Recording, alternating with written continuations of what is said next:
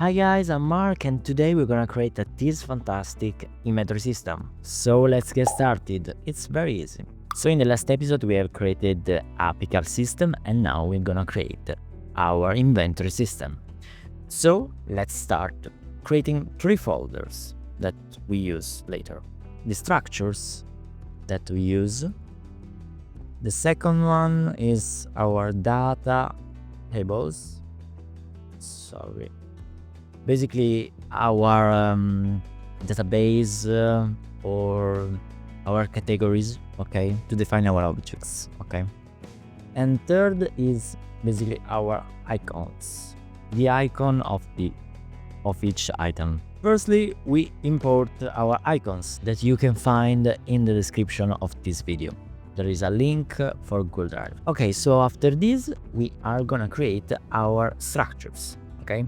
Double click here and go here, start typing structure is st underscore, I call it item info. Okay, and this one is our structure. Yes, add variable and add variable. 3 variables we need. The first one is basically name of our item. The second one is the ID, the unique number for each item, and for each category, sorry. And the third one is our icon. Okay, so the first is a string, the second one is an integer, and the third one is a texture 2D. Okay, perfect. Yes, save, and okay, we have done with the structure. In the content, go to data tables, and we must create a data table, of course, miscellaneous data table here. So we must select the structure that we use for this data table. I select, of course, the structure that we have created some minutes ago, and I created dt underscore data inventory. Double click here, and now we are gonna create our first line, because basically is like a series of columns and lines based on our structure. Okay, so every line has a name, ID, and icon, and we can name it to try to organize all the things. It's very useful for many cases. So we want to name it in another way. We want to name it 0 because in reality we name it like our ID. It's not necessary, but in this case it's useful. So name, I call it cube. The icon I choose is our cube texture that we have imported already.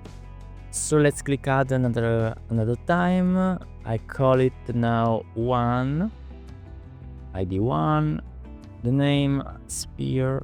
Okay, and of course the icon is a sphere. Perfect. So let's save, and now we can go to pickable object, and after this 30%. So in pickable object we want to create a variable, and this variable is our item info, and this is basically a reference st item info. Okay, yes, okay.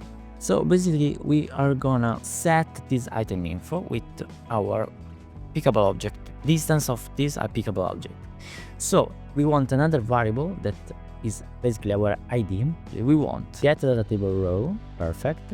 Okay, data table of course is our data inventory, and the row name we want this ID that we can control in the level. Compile and save. Okay, you can see that in default you see ID.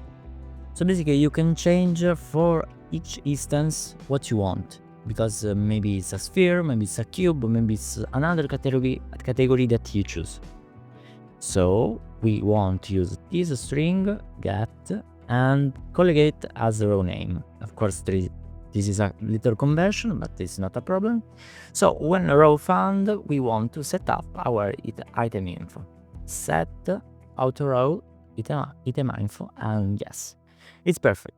If you want, you can also print a string for debug mode if a row is not found, okay?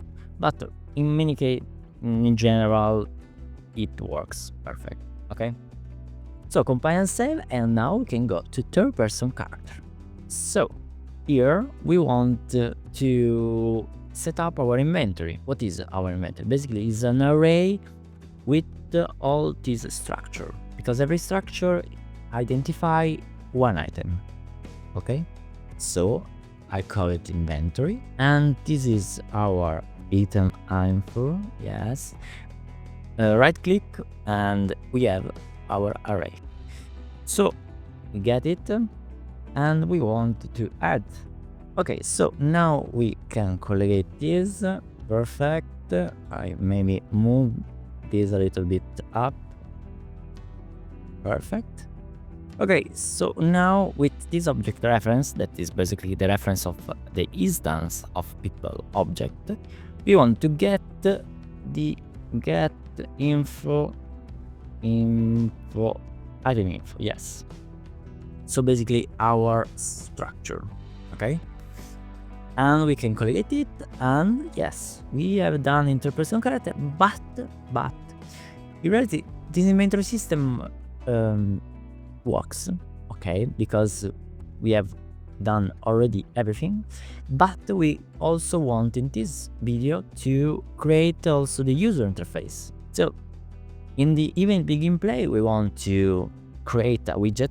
So after construct, we want also to, of course, add the viewport. Okay, we want maybe also set a reference because it's very useful. So maybe we can create it. It's more easy. Go blueprints. I create a folder UI, and in UI we can create our user interface widget. And yes, we have widget blueprint. Thanks, man, thanks. So I call it WB, I think, underscore and inventory UI. And now we can set up our variable. So this is basically our inventory UI. Perfect. This is our, of course, inventory UI. Yes, object reference. Set here. Inventory UI. Return value. Set. Okay. And collect everything. We have our reference. Why this? Because we want also here, after I've added to our inventory, we want also to call a function in this widget. So we can go later to create these things, because now we want to set up our inventory UI. Search canvas panel. It's basically our canvas, our blank canvas, where we can put everything. So I search for image, and this image is basically box inventory. Perfect. Okay, the proportion is a little bit not perfect, I think. So anchors I choose here, and position X, position Epsilon I choose default, maybe more up. So the size on the X, I think 270 maybe, yes, and 90. Perfect. So we have the correct dimension. So I move it a little bit on the X. Thank you. Maybe. Okay. So now we have it, and we want also other images. We have these images. I, of course, choose the same anchor, and I move it here.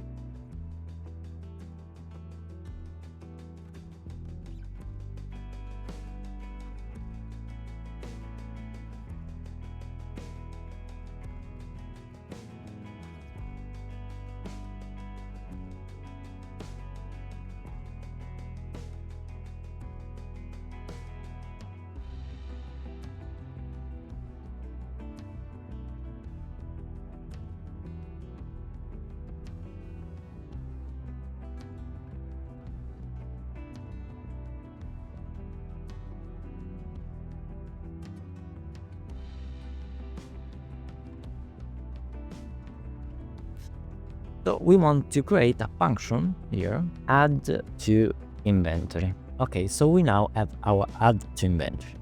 We want to use our third-person character.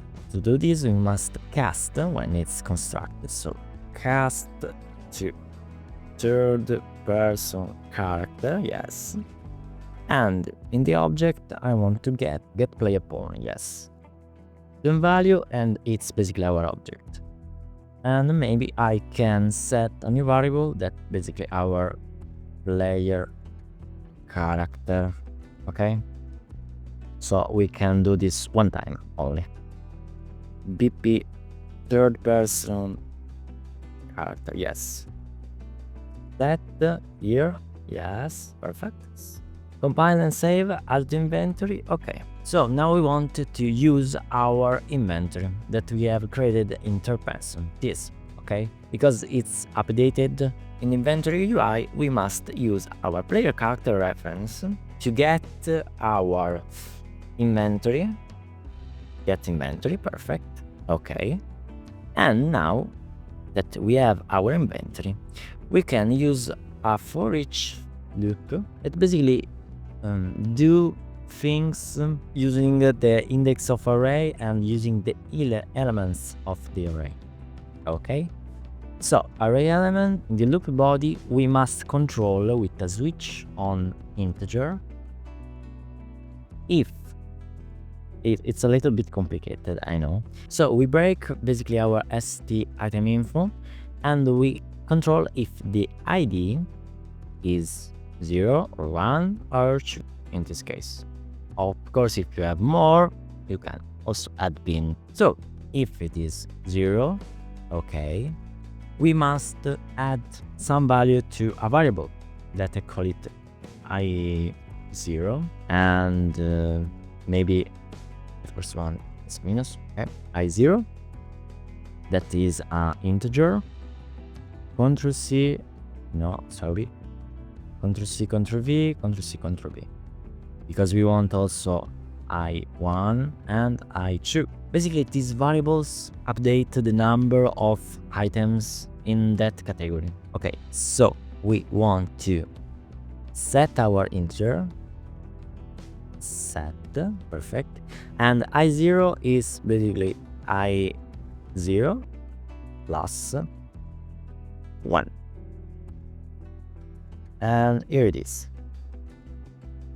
I can do the same thing also for the 1 and the 2. And we want the last thing to do, get our item text. Okay, so text item 1, maybe set text, yes. So the text is that, perfect. And do the same things also for item 2. Item 3. We can compile and save. So the last thing to do is in third person character we want here to call the function. So we have our inventory UI, sorry, get. I want to call function here, call function add to inventory. And basically here it is. So the person, let's click. Okay, so now if I press E, okay, the cube is 1. If I press E, the cube is 10. Oh my god, here there is a problem. Okay, there is a problem. Okay, the problem is here. In for each loop, after the loop is completed, we want to clear our array. Why it is? Because otherwise the object is counted every time that we collect another object. Now can works. So I press E and okay, it's 3. I press another time E and it's 4. Perfect. Maybe I can test another thing. So we are secure that everything works. I put 1 here. So now, yes, 2 and 1. Perfect. In the next episode, we want to create a system that can show what object you can pick. And in the next episode also, I don't know, in the next or maybe the next of the next, we can create a place system. So basically you can place our objects in the world. Thank you for watching, and of course I appreciate so much if you want to subscribe to this channel. Thank you so much, and bye bye.